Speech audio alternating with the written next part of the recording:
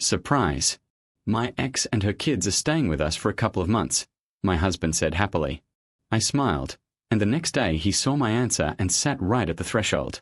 Before we continue the story, write in the comments what is your name and what city are you from. The evening is warm, but the apartment smells of the heat of the oven and the light smoke of melting cheese. Natalia carefully, as if restoring the domes of an ancient temple, places it on the marble countertop cast iron pan with foie gras. Nearby, glasses breathe pink sparkling wine, and in the center of the table is scattered with white peony petals, as fragile as hers recently faded hope of becoming a mother. Today is 5 years since the wedding, and she measured every detail to remind herself and Pavel that their home was not just a convenient terminal for tired hearts, and a fortress where they love exactly in two. She adjusts a fold on a blue satin dress, a candle illuminates it, the aroma takes your breath away. Caramelized apples, which are meant to complement the roast pheasant. This recipe Pavel once asked the chef for some in a tiny restaurant on Lake Como. And Natalia cooked it today specifically to remind her husband of that daring June when they believed that only happy coincidences lie ahead. The doorbell rings loudly, almost brazenly, without that usual cautious click with which Pavel announced himself when he returned late from work. Natalia takes off her oven mitt, nervously smiling at the reflection in the glass door of the oven, and goes into the hallway, pressing the scattered strands with his palm. The door swings open, and in the doorway, as if on the theater stage, Pavel appears with a shining face, his hand pressed to his chest, a bouquet of wild daisies, and the lips are already scrolling through the phrase, surprise. Only Natalia manages to catch a female silhouette behind him, and someone else's tiny laugh. A little lower level heads, the child's crown. Pavel takes half a step to the side. And now in yellow, Olga stands in the light of the overhead lamp. Honey curls, loose linen overalls. In her hands is a checkered travel bag, which Lisa's fingers cling to. Kirill stays slightly behind, stubbornly lowering his gaze to the floor, as if trying not to acknowledge his own presence here. Pavel, not noticing how Natalia had almost imperceptibly turned to stone, says in one gulp, Natasha, my dear, let me introduce you. You probably remember that Olya has problems with passing apartments, renovation. She and the children are literally without a roof. I thought, we are a family. They will live with us for a couple of months. Natalia hears in her head how the dozens of thin glass ceilings that she built to avoid falling into the abyss of jealousy towards the past husband. But a perfect smile appears on her face. Sure, come in, I just set the table. In one long breath she drives all the pain deep into her chest, and in the second he issues a chain of greetings, the routine politeness that the architect learned: hand out raspberry tea or maybe warm mulled wine at project defenses. The evening is still cool. It seems that even the candle flames flickered slightly from her deliberate ease. The internal monologue, however, is torn by electricity. She clearly feels the question rising in every cell. Am I so little for him? Does that mean that the anniversary could turn into a haven for his past? She remembers the spring, the second unsuccessful IVF protocol, the silence in the doctor's office when the gynecologist, as if afraid to destroy the last hopes, said, "It worked out, sometimes they make 5 attempts." Pavel held her hand then stronger than usual, and whispered that they would cope, that everything was for the sake of the family, their family. And now he repeats the same words loudly, like a slogan, everything for the family. Only the family suddenly changed its outline, expanded to someone else's outline of the past. They walk into the dining room, a sumptuous table. The table setting for 2 now seems grotesque on the ironic front of 4 guests. Olga, sitting down, nervously runs his hand through his hair and explains that the construction company let him down. They promised to finish by June, but in the end they took out the furniture, opened up the walls and left it ruined rooms. She smiles guiltily. However, her eyes slide over interior with an original author solution. A tall bookcase built into fake. Milk glass lamps. Everything subtly hints at the taste new owner. Lisa whispers enthusiastically that the house looks like a house from a cartoon. Kirill hears silent, but he strokes the smooth surface of the table with his fingers, as if checking, no crumbs on it. Natalia catches every movement of the children and feels a mix of pity and jealousy. They are not to blame, but their presence conveys to her how much her own dream of having a child is completed. While Pavel pours sparkling wine, she sets up additional devices. A split second, and the previous idea about chamber dinner collapses completely. Pavel clinks glasses with everyone, not forgetting to say a toast to friendship and mutual assistance. Olga to second chances. Natalia raises glass, hears his own voice from somewhere in the distant gallery. Let here there will be warmth for everyone. And in these words she puts both hope and despair, because at the next second she feels something inside her finally shrink, like a rose that has been forgotten to fire. She is lost in memories. University. Composition session, where the teacher insisted that symmetry is calming, while asymmetry is disturbing. Today her life has become asymmetrical. Suddenly a new side has emerged, outweighing her fragile order. She finds herself thinking that the 12-year-old Kirill looks like Pavel with his black eyes. Lisa bursts into laughter, remembering how Dad Pasha once taught her to ride a bike. Dad's words beat Natalia with a stone, although the children column in her husband's passport has long been empty, but the memory children are stubborn things. Late at night the dinner ends. The children rub their noses sleepily. Olga thanks them for the welcome. Pavel shows them the guest room. Natalia collects the plates from the table. The pheasant remains untouched, as a monument to her expectations. The wine has gone flat. She feels her legs the candlesticks tremble, like the creaking of a subdominant in an unfinished sanctuary. Only she and Pavel remain in the kitchen. He comes up from behind, hugs, presses cheek to her hair and whispers, "Thank you, sunshine. You are the most understanding woman in the world." He has no idea that his phrase, like rusty key, opens the secret hatch of her pain. After all, the understanding on which he insists turns out to be one-sided. She barely noticeably moves away, but then pretends to just put the mug in the sink. Says, "Of course, cute," and hears how his own voice seems to be echoing, as if it were being transmitted through empty, cloud-filled hall. Pavel, satisfied with her consent, lightly slaps his palm and goes upstairs. Natalia remains among the cooled plates from the whisper of candles. She leans against the cold edge of the sink and gives free rein to thoughts. You can't dissolve in other people's problems, otherwise one day you will find that you have dissolved yourself. In the mirror panel of the cabinet she sees his face with smudged lipstick and thinks that symmetry really does save. It is necessary to restore balance, build a new, solid, proven plan, because she architect not only of houses, but of his own destiny. When the clock strikes midnight, Natalia, dressed in a soft grey sweatshirt, walks barefoot into living room. The moon cuts through the room like a silver ribbon. The candles have burned out. The scent of peonies is now as persistent as a promise no one was going to keep. She opens the window and inhales the cool of the night city and feels the determination expanding in his chest. Not loud, not stormy, but quiet. Like silk, but surprisingly strong. Natalia takes out a small dictaphone in the box. When developing projects, she dictates ideas there. Now he will become her secret witness. She presses record. Her voice trembles, but each letter is exactly like a drawing. We'll start tomorrow. Nothing more. Just 2 words, behind which is hidden a whole architectural plan for the construction of new boundaries of her house, her hearts, her life. The next morning the house seemed to wake up as a stranger. At 6:30 Natalia, accustomed to a quiet ritual, fresh press, and a shower, gets up from the pillow island in an empty bed and almost runs into Kirill, who is holding a toothbrush in his hands and asks where they keep their toothpaste. Sensitive gums. For a second she forgets that she should smile, because that in front of her is a teenager who once adored construction sets, and now is an enemy of hormones and half-lived loyalty Kochumur. And he says, "The 3rd shelf to the right of the green bottle."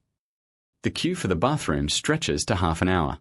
First Kirill, then Lisa with a pink cup and braids braided by Olga. Then Olga herself with a towel, a turban, and with the scent of peach lotion, so similar to the one Natalia once wore gave it to Pavel on vacation. And only then Natalia, feeling how her own morning world was blurring, entering under her skin, like water that can't be shut off. In the kitchen, she is met by another a little betrayal. On the table there is a mug with the logo of the school where Lisa studies. The other one is light purple, painted with stars, clearly Olga's. And both take up places where Natalia's strict white cups usually stand service that they and Pavel chose to match the interior. This little thing, as if carelessly thrown someone else's handkerchief, disrupts the ideal composition of the room. And Natalia understands that the thin ice on which she is still walking is already covered with the thinnest cracks. She puts the coffee maker on, tries to concentrate on the aroma Ethiopian grains. But Lisa Sculia, Aunt Natasha, you haven't seen my album. Climbs onto a stool, touches the edge of the table with his elbows. Flies under the milk foam a thick cream sheet. a drawing given to her by Pavel last spring after her first unsuccessful attempt at IVF. A watercolor orchid, a symbol of their hope, her fragile patience. The paper is torn, the watercolor petals crumble into uneven edges, and the girl whispers in fear, "I didn't mean to." Natalia catches her thin shoulders, hears her breathing, intermittent, like a broken flute, and instead of screaming he says, "It's okay, dear, we'll throw it out and let's draw a new one." Inside, however, bitterness rises. The gift is destroyed. Unintentionally, but the very fact that he was a stranger breaks her heart because it was the only thing connected with Pavel and only with her. And now he, like their anniversary, absorbed in the chaos of an unplanned community. An hour later, when dinner turned into breakfast, Olga cuts bread and casually says, "Pasha always loved my borscht with smoked ribs, remember?" And winks at her husband Natalia, as if in their shared memory there is a separate kitchen where Natalia the place is not intended. She adds, "Yesterday I thought, I'll cook a big pot today. The kids love it. I'll run to the supermarket." Pavel smiles. Sounds great. Natalia's throat dries up. She listens as a wife his past lists recipes in which he was the chief taster, and her own gastronomic achievements suddenly turn out to be a fragile new building next to the foundations of others' memories. She pretends to be immersed in her laptop. But each of ours in Olga's story, our first May picnic, our secret ingredient, like tiny thorns, getting under the skin. In the evening, Natalia tries to catch Pavel alone. In the living room, where the children are enthusiastically putting together a puzzle, and Olga is ironing their school shirts. She quietly says, "Pavel, we need to discuss how long exactly a couple of months will last." He massages tiredly bridge of the nose. "Natasha, let's skip the accounting. Olya and the kids are really in a tough situation. She has no one. You yourself spoke about sympathy." Natalia tries not to lose her temper. Compassion does not mean that we cancel boundaries. This is our home, our life. Let's at least agree on dates, otherwise everything will drag on for a year. Pavel is having a hard time sighs. Be above it, my dear. You understand, they are not homeless. It's just fate. Swung. The phrase "be above this" lashes like a wet branch across the face. Natalia remembers how he used the same tone when she cried after the second protocol. No need to get into it emotions, you're strong. She swallows the insult, answers with an icy whisper.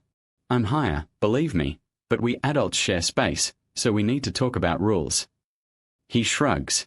Let's see how it goes. The conversation ends in nothing, but in the air there remains an unbearable smell of innuendo. The next day, Natalia hides from chaos in a small cafe near the park. Irina comes there as if on cue, her best friend, red-haired designer-decorator, possessor of the ability to extract pain from whisper. Natalia, traditionally stoic, almost breaks under the weight of what happened and tells how the house was filled with other people's mugs. The cue for the shower is written into the calendar, as Olga plays out the paired toast that Pavel remembered. And all this is like a mini-Sunday former family, in which there is no place for Natalia. Irina Kavate notes that compassion is not the same as self-denial, that any hospitality has an expiration date. Advisors, set boundaries. Clearly, without nerves. You know how to plan space. Apply this to people.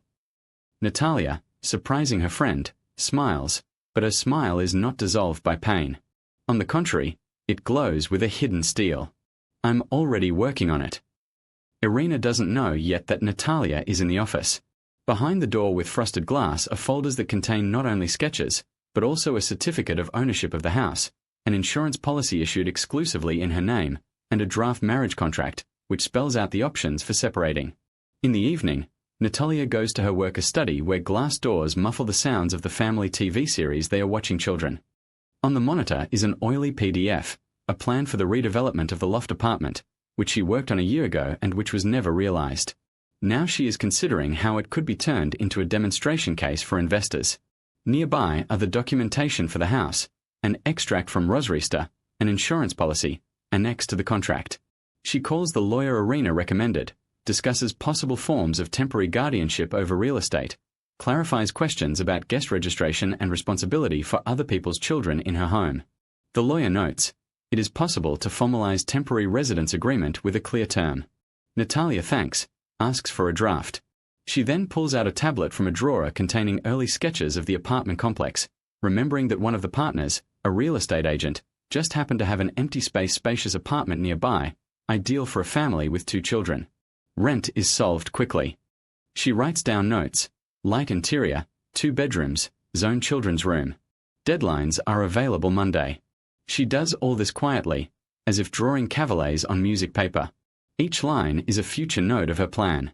The reader does not yet know why the architect at such a late hour new layout, but the ink of determination is already bit into the paper. On the shelf, the dictaphone blinks. Natalia, with a touch of her finger, turns on the recording, whispers, "The documents are ready. I'll talk to Ivan tomorrow, then with Pavel." Her voice sounds even, as if she herself had been replaced by a drawing manipulator, tuned to precision. Natalia closes the laptop, turns off the lamp and, approaching the stairs, he hears Olga whispering to Pavel downstairs, "Remember how we were in the Venetians argued about whose gelato was tastier?" And Pavel laughs, "Of course, and you won, as always." These words twist a cold screw inside Natalia, because when she went to Rome with him last spring, he said he didn't like arguing about food. She takes a step back so as not to give away his presence, and sees how the shadow of the past blocks the usual opening of the stairs, as if old plaster had fallen off new walls. But instead of tears, she feels a strange calm, the cosmic void where galaxies are born. She whispers to herself, "The main thing is not to lose your footing, and the ground is knowing the rules and their compliance." She goes into the bedroom, opens her diary, draws a timeline. Meeting with Ivan Rialtero, visit to the notary, talk with Pavel on Saturday. Below the clock, the arrow crosses midnight. The thin ice creaks, but still holds, and Natalia is going to build a strong bridge under it so that one day it doesn't fall through. The next day brings a new portion of microcracks. Olga, in a silk robe, has breakfast, pours Pavel some coffee. In between, he jokes, "Pasha, remember how you always fell asleep left side after my lasagna? I need to check again." Natalia catches her husband's gaze, in which a shadow of awkwardness flashed, but he couldn't find the words. To distance himself, he only says, "Yes, it was a long time ago," and quickly switches to the news on the tablet. Natalia feels jealousy squeezing her heart like an icy hoop, but then she remembers the action map drawn last night. She notices Lisa picking up her favorite pink-rimmed cup, and instead of asking for it back, he smiles and asks if he wants it back. Girl, add honey there. In the morning, Natalia goes to Ivan's office. They sign a preliminary short-term lease agreement. The apartment is bright, windows overlooking the river, 2 bathrooms. Ivan is surprised by the speed of the solution for himself, Natalia. She answers vaguely. For family friends, a backup is needed. He nods without asking any unnecessary questions. He signs off on the lease for 3 months with the possibility of extension. You can pay monthly. Natalia mentally ticks the box, housing ready. Returning home in the afternoon, she finds Olga on the sofa in the living room, leafing through an interior design magazine. "Natasha, here's the sofa that Pasha and I once wanted, but then he said there was no money, not enough. Maybe you'll buy it now. After all, the business is growing." Natalia smiles again, feeling how each such phrase carves microscopic nicks into her patience. But she answers, "We'll think about it." And she leaves so that no one noticed how her hands were turning white from attention. In the office, she opens the dictaphone. Step 2. Package of documents to Ivan. Payment. Keys. Friday. Step 3. Notification to Pavel. Saturday after breakfast. Goal. Boundaries. Comfort. Preservation of relationships. She remembers Irina. Set boundaries.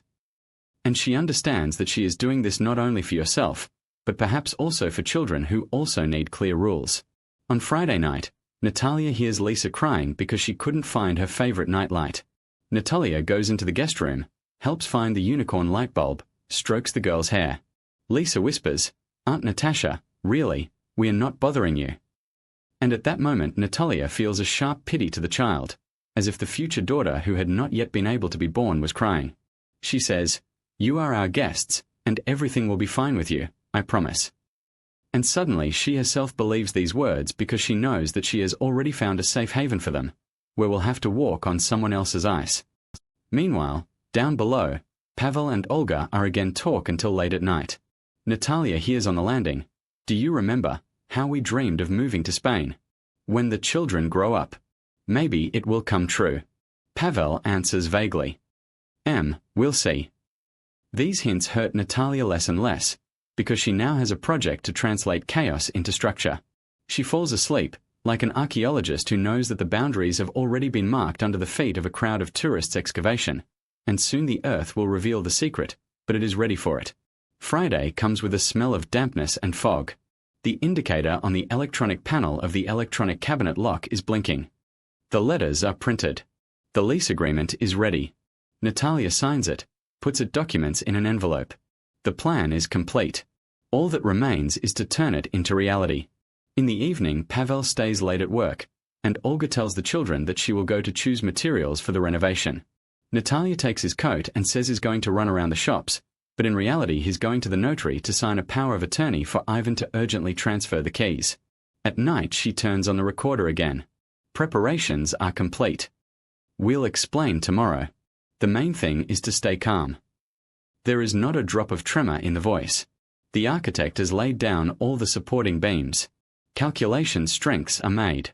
And not a single word of Olga about past picnics is capable of break through the frame. She turns off the light and in complete darkness hears how somewhere below the refrigerator door slams.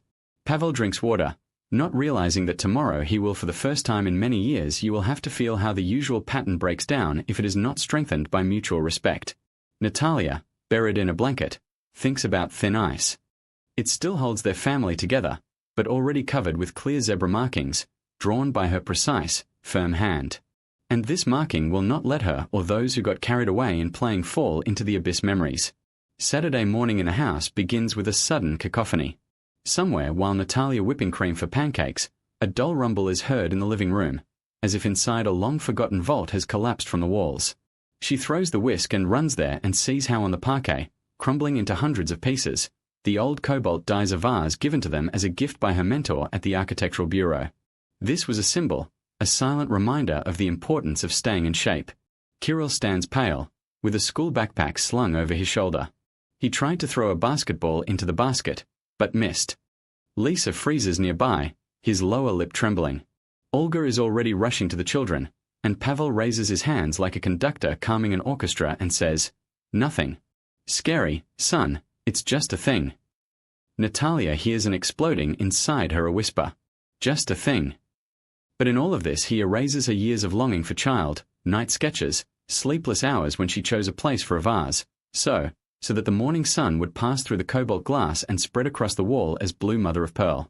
She bends down, picks up the shards, feeling the glass grains scratch her fingers, and suddenly realizes that she herself has become just as fragile and that the crash was not just the sound of an object breaking, but a crack through their relationship.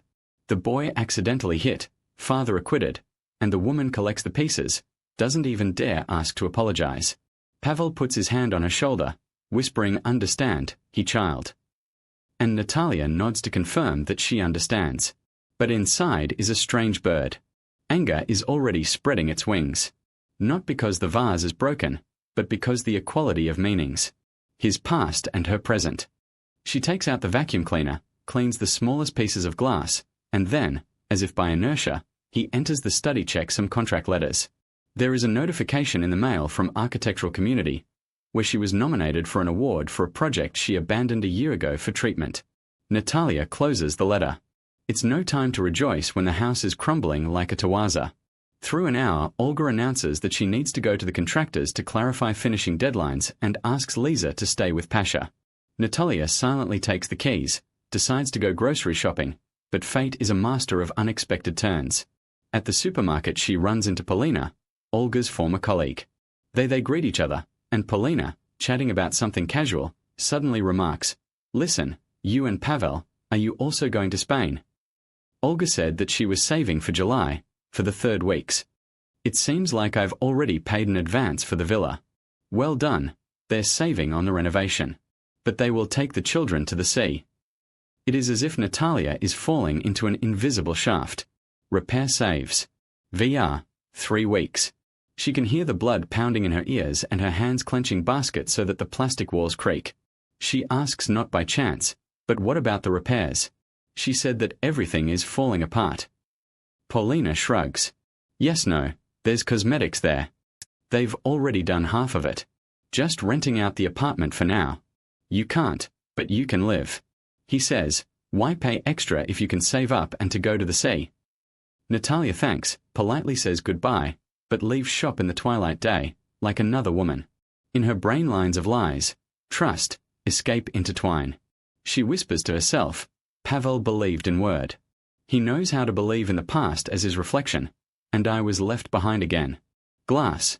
At home she finds Pavel at the computer, and in one breath she says, are you sure that Olya's repairs are really being delayed? And the husband, without taking his eyes off the screen, answers, of course, she showed the estimates, and after a pause adds, why you ask? Natalia catches an icy stream in her voice, because today I was told that she was going to Spain in the summer, and the renovation was just cosmetic. Pavel suddenly raised his head, tries to call Olga, but she doesn't pick up. He mumbles, maybe it's a misunderstanding. Natalia feels the earth crumbling. However, she does not fall. Inside her there is already the framework of the solution has formed. She goes up to the bedroom, closes the door and finally allows the tears to break through quietly, without hysteria, but so that the shoulders shudder. She remembers the words of the doctor, her husband, Olga's eccentric toasts, how they all talked about family, about mutual assistance. She was in business. Everyone took a piece from her spaces. Doctor, hope, Pavel, evening, Olga, house. Their marriage contract is on the nightstand. She opens to the page where it is clearly stated it is written, the house belongs to her. The property acquired before the marriage is her personal property. The finger runs along the lines, like an archaeologist cleaning text from a layer of sand. And at that moment she realizes that no ice will hold up. A new platform is needed, built on facts, not emotions. Night extinguishes the lights in the windows. But in her a desk lamp is on in the office. Natalia calls Ivan Rioltero, confirms the date moving and asks to speed up the installation of furniture. Ivan replies that he is ready hand over the keys tomorrow. She writes an email to the notary asking prepare a temporary housing agreement for Olga, Pavlo and the children in the new apartment. Then he dials Yulia's number, head of the passport office. I need a temporary registration order for new address so that everything would be legal. Yulia is surprised, but agrees, naming list of documents. Natalia writes everything down in a notebook, then hangs up and feels relieved, as if she had held her breath for a long time. In the morning she goes into the children's room and sits down on the edge of Kirill's bed. The boy pulls his legs up because he still feels guilty about the vase.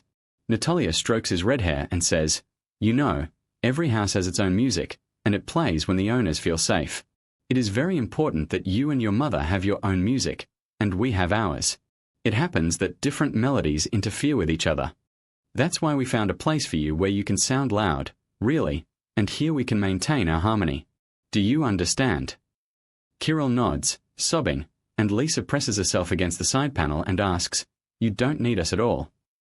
Natalia replies that children are important, but everyone needs a home where they are loved for who they are, not for what they are reminds of something in the past. The girl thoughtfully wipes away her tears and whispers, the main thing is that Mom doesn't cry. Natalia kisses the top of her head, promising that there, in the new apartment there will be a large balcony for drawings. By lunchtime she meets with Ivan, receives a set of keys and a transfer certificate, which describes payment first and last month. The apartment is bright, 130 square meters. Windows in boulevard with linden trees, ceilings with linden.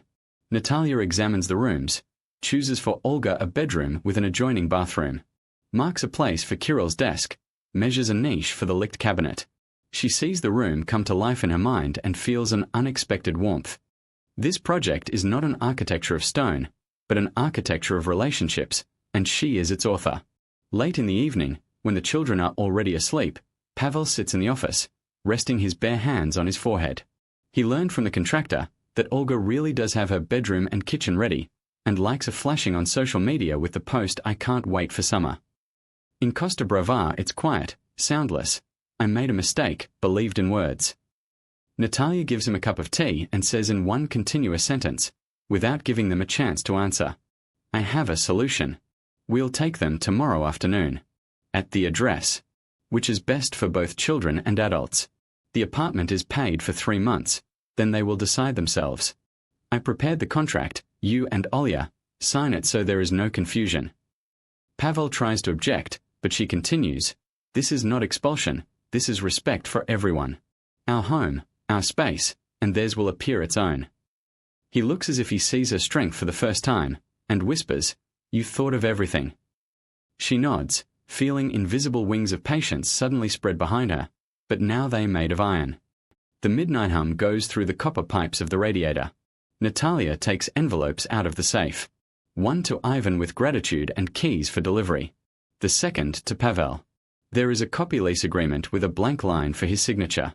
Third, Olga, where in detail the order of the move is described and a map with the route to the children's school is attached. It puts in there a printout of articles on the protection of the rights of temporary residents, so that did not feel threatened, but only helped. Another envelope. Self-government. Temporary registration with a seal and order. The folder contains a thick packet of documents, tied with a ribbon, and a short accompanying note. "Our dear guests, I thank you for the warm evenings, and now I want to give you space, where you can build your dreams." She lingers by the mirror in the hallway, looking at his reflection.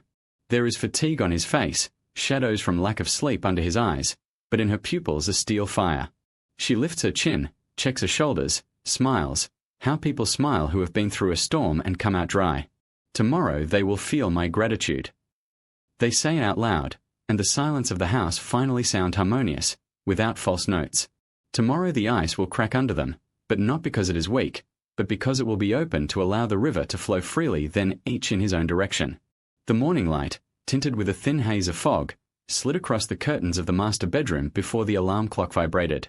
And Pavel, accustomed to waking up to the sound of his wife's light snoring, slowly opened his eyes. In an unusual silence. The pillow next to him was cold, the sheet smooth and even, as if no one had ever slept here. He ran his hand coldly over the empty space, habitually reached for the phone, but the device was lying on the bedside table in silent mode. Only the date and time, the numbers 7 verse 40, glowed in white. The aroma of freshly roasted toast, but there was something else mixed in.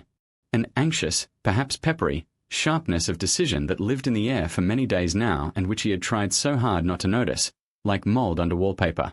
He pulled on his sweatpants, glanced in the mirror, and was dented by the wall's sleepless night under his eyes, and rolled down the stairs, feeling on each step that the familiar blade of the railing echoes in the ribs in a new way, like an alarm drum. In the kitchen, the first thing that rushed in the eyes, neatly laid out envelopes, signed in calligraphic handwriting Natalia, turning the table into something like an exhibition stand. On each lay a set of keys tied with a gold ribbon.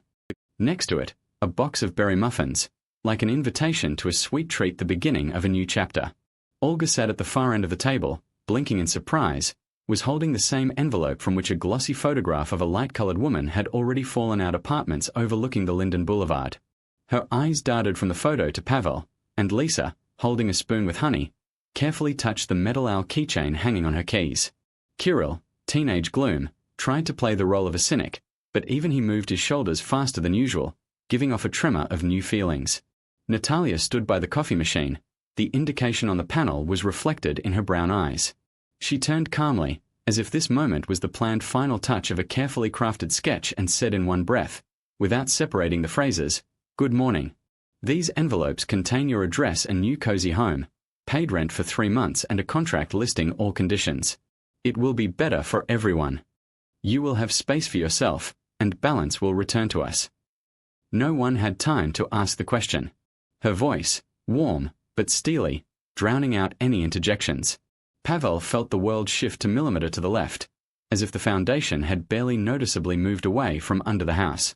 Went down to the hallway, driven by an unconscious instinct to check his own reality, and there he saw his old Tuma travel suitcase, which they bought at the Lagod's Design Fair in Milan, is standing by the door, like an obedient dog, ready for a command.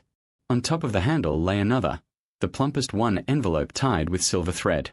Inside is a detailed list of the latest evaluations, almost accounting of inattention, dates, situations, phrases, which Natalia did not forget, but did not present immediately.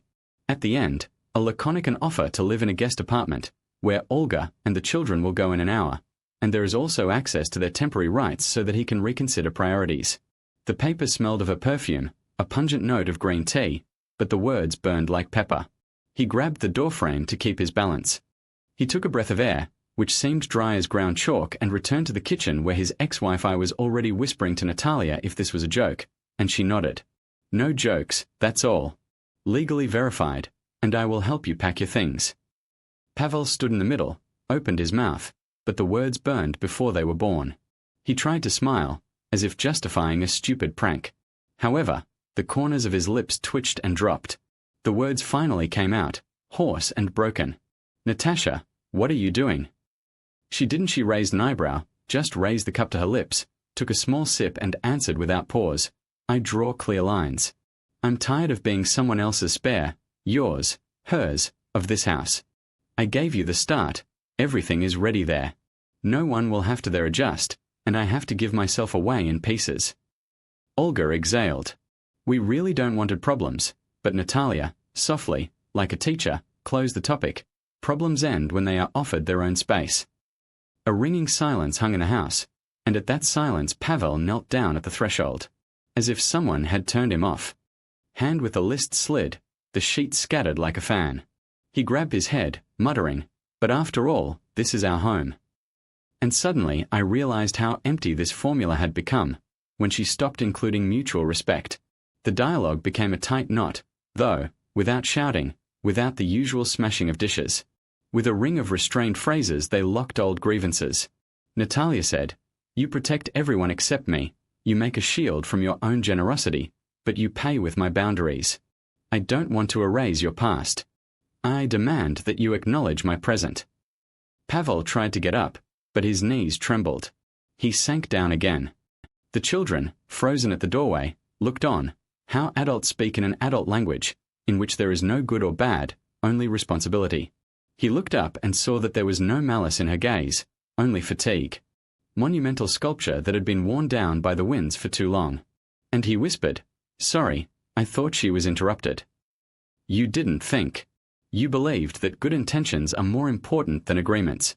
But the house is not built on intentions, but on calculations. I leave the door ajar. Come back when you can share my house, not give it away." Pavel felt his chest tighten for the first time in for many years. It breaks down like rocks under the pressure of a tide of tears. He tried hide your face with your hand, but the sobs that came out were quiet, hurt, sincere. And he let them flow because for the first time he understood the courage in admitting selfishness.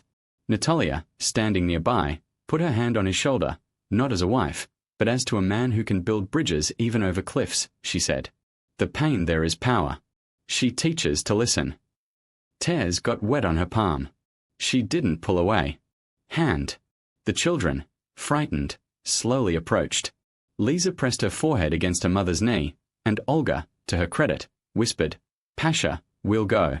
Thank you for helping. We'll be fine." Her voice was grateful, without any jabs. After all, it's not easy to deny the truth when it lay on the table in the form of a signed contract and a paid invoice.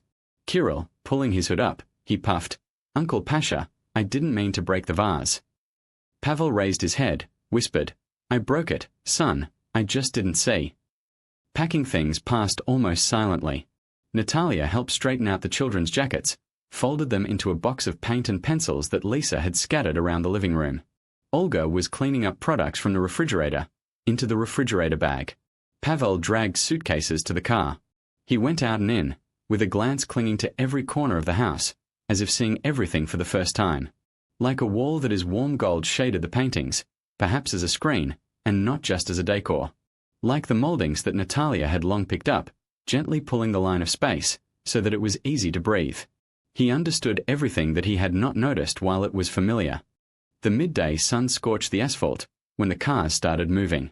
Olga with the children in a rented minivan, Pavel following in her sedan. Natalia, standing at the gate, raised her hand like a conductor, finishing a clear final bar line. When the last exhaust had dissolved, she returned to the house, but did not rush to lock the doors. On the contrary, she left the door open just enough to let in the scent of linden from the street. During the day, like a car wash, she cleared the space, collected the extra mugs, she put away the figures the children had placed in the box, vacuumed the steps as if she was sweeping away other people's uncertain steps, then she kneaded the bread dough, watching the yeast rise it. Analogy with life, which also needs time to rise. Sitting at the computer, she sent a polite letter to the notary that all signatures had been received, thanked Ivan. The answer came in a short smiley and a line. I shake the hand of the relationship architect. The first real breath of relief was the silence. It was as if she had stopped ringing, became soft, cozy, as if only now the house allowed itself take a deep breath. At 6 p.m. the sun gilded the treetops. Natalia brought a light wicker tray out onto the terrace. Jasmine tea was steaming in it, a box of honey, a juicy pear, blossoming into a flower. She sat down in a rocking chair, her foot slightly pushing off the floor. She watched as the butterfly tickled the top of the peonies with its wings, and she felt that inside her something similar opens up in the chest too. A strange combination of strength and softness, like steel lace. There were almost no notifications on the phone, but when she put cup on the saucer, the screen flashed. I'll start with an apology. Message from Pavel, just 4 words, but in them there is a hum of regret, an attempt to become someone else. She slowly smiled, did not rush to answer, let the phrase live its time in space, because now I knew that any walls, even the most beautiful ones, are not supported by putty of excuses, but on honest supports. The wings of the late rustled over the house swifts, and in the quiet depths of her heart sounded like a bass note of an organ. Feeling. It's all just beginning. And if he comes back, it won't be with a suitcase of strangers' promises, but with open hands, capable of holding this new architecture of two. The evening sun is almost touched the roof of the neighboring house when Natalia finally got up from the wicker chair and quietly walked into the room, feeling the old rhythm return to the house, the light echo of my own steps and the muffled noise of the street outside the windows. She stopped at the bookshelf, ran her hand over the spines of the architecture albums, among which lay the project, which brought her first major award. Nearby are souvenirs from Vienna, warm memories of a trip when he and Pavel were looking for the most beautiful one on a Dare bridge over the Danube. As if reverently turning the pages of the past, she looked up at the high ceiling with its stucco moldings that softly reflected the evening light. The phone still hung unread message. I'll start with an apology. And she, taking a deep breath, slowly typed a short answer. I'm ready to listen. She didn't want to turn it into a multi-page correspondence. What's more important is a meeting where people look each other in the eye. I put the phone on the shelf, knowing with my inner instinct that the answer was sincere and repentance does not come instantly, and let everything be in that size of silence and the time they deserve. She walked down the hallway, looked around the room where the children's backpacks stood just a week ago, and by the sofa Kirill's sneakers were lying around. Now a light strip of sunlight lay in that place, as if it had melted path to the past. 2 children, involuntarily drawn into adult feelings, now will also have to relearn how to feel in a separate space without worrying that they are disturbing someone. And Natalia hoped that this would bring them peace and perhaps a new understanding. Family. She remembered Lisa's words. The main thing is that Mom doesn't cry, and the quiet smile touched Natalia's lips when she imagined them in the new apartment. Svetlaya, a spacious children's kitchen, a warm hallway with a soft rug where you can draw with crayons.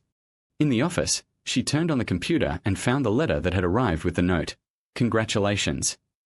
This architectural community informed her that her project last year nominated for the award in the category of Innovative Living Environment, although at the time she thought that releasing this project it was almost pointless to go out into the world, because I felt psychologically devastated after the second protocol.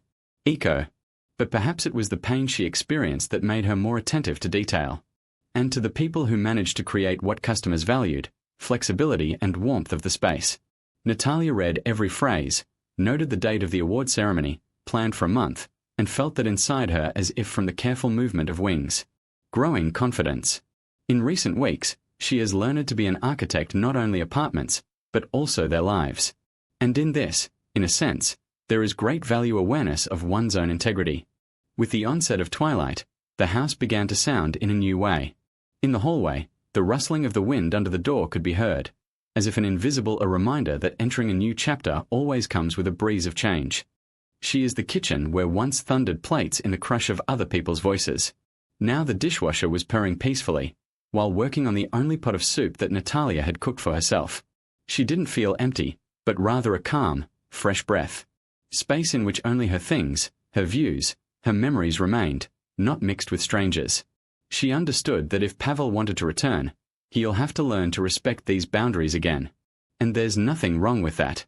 Everyone has the right to make their own mistakes, if ready to take a step forward.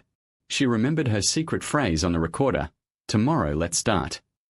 Then it meant that she was starting the plan to divide space. Now it took on a second meaning. Tomorrow could begin something even more subtle. Perhaps an attempt to restore lost mutual understanding, but on other conditions. She wondered whether to give Pavel her consent to meet him halfway right away or whether she should hold a pause, give him time to realize what happened, and do a little yourself take a break from the storm of emotions. She glanced at her phone. No new messages. So he's looking for words, or maybe he's also calling a lawyer or sits in a rented apartment next to Olga, realizing that he called himself a savior without asking if anyone needed her this sacrifice. Natalia brought from the balcony a transparent jug with the remains of mint and lemon, poured herself a glass of cool water and went out onto the terrace. Night was slowly approaching. Somewhere a cicada was buzzing. There was a smell of heated wood and the air left over from the day. Sweetness of peonies. She sat down on the same chair from which she had seen them leaving in the morning. 2 cars loaded with suitcases, and tried to close her eyes to feel how it was in her during this short time has thickened maturity, and as the pain has settled, turning into a hardcore future confidence. Subconsciously she knew that the morning and afternoon were the culmination of her planned steps, the final chord of her endurance.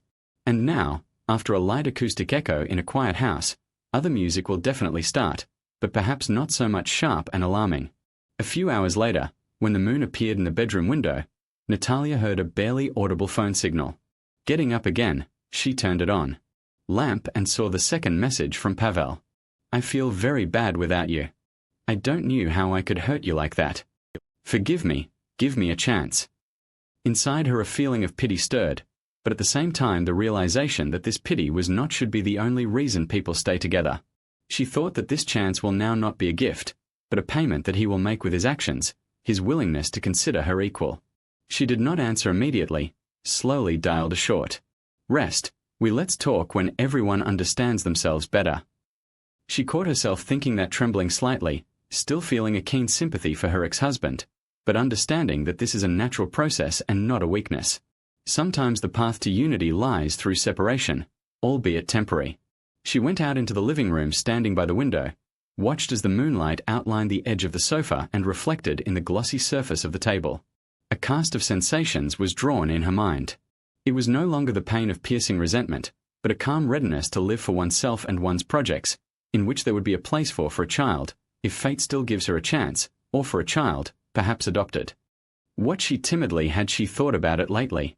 She understood that being happy meant not to dissolve oneself in other people's plans, even if they seem humane or important, and clearly state your desires and boundaries. So almost the whole night passed, until the house with its spacious rooms did not plunge into silent peace, reflecting within itself the mood of the hostess. Towards morning Natalia dozed off on the sofa, feeling how everything, the decisions, finally became a single canvas. Freedom, boundaries, forgiveness, understanding. Everything was woven into the pattern so harmoniously that she no longer felt the same fear or mistrust of tomorrow. She smiled, wrapping herself in a blanket, and I thought that sometimes the threshold of truth turns out to be the very place where a person stops depending on someone else's everything for the sake of the family and finds his own everything for the sake of me and those who are nearby. In the morning, waking up from the first ray of sunshine, she realized that, despite the madness and the pain of recent events, inside her there is a calm determination to continue life. She sighed, rose from the sofa, and pushed her disheveled hair from her face. Strained and felt a slight tremor in her chest, as if before a big step forward. She glanced at her phone again over breakfast. No new messages. Pavel, perhaps he was away for a couple of hours on business, or perhaps he was simply looking for the right words. And yet she did not feel alarmed, for she knew that the door was not slammed, but only covered. And the decisive turn of the handle now depends not on her pity or fear, but on whether he will be able to fulfill the conditions that previously seemed so simple, but now have become such a must. Respect a house where hasty promises are not given out rooms, and the lines that are passed together are created. She put a cup of hot cocoa on the windowsill, watched the pigeons settle on the cornice, as if welcoming a new day. There was no more self-pity, no blind anger, no sense of doom. There was a clear, almost crystal silence, in which a warm prick of foreboding flickered. Everything will be more complicated than it seems, but at the same time much more deep and sincere. On the table lay a diary with a note. New concept, Children's Center. Meeting with the sponsor. She included dictaphone. She said quietly, "Today I'm starting something for myself." Then she pressed stop, smiling a little, remembering how she started recording voice notes about the commotion caused by uninvited guests, and compared it to the current feeling that she was no longer in the siege of his own feelings, and the captain of the ship, who decides for himself when and where to sail. The whole house was filled with the sleepy whisper of the morning. It reflected every grain of trust that she was able to regain. The epilogue of their story was not final point and did not promise a simple happy ending. But this was the main melodrama of life. The heroes remained people, and their feelings and relationships were now re-intertwined, getting a chance to grow on the condition of mutual respect and clear understanding their roles. Natalia looked at the terrace, where only yesterday evening there stood rocking chair with a glass of cold water, and thought that she would go out there again today, to let in the pre-sunset air, remember Pavel's message and decide what kind of a line she was ready to go between her present and their past. But she already knew what she didn't draw the line. Now it will always be only her own line, clear, even and irrevocable, like the border beyond which freedom begins.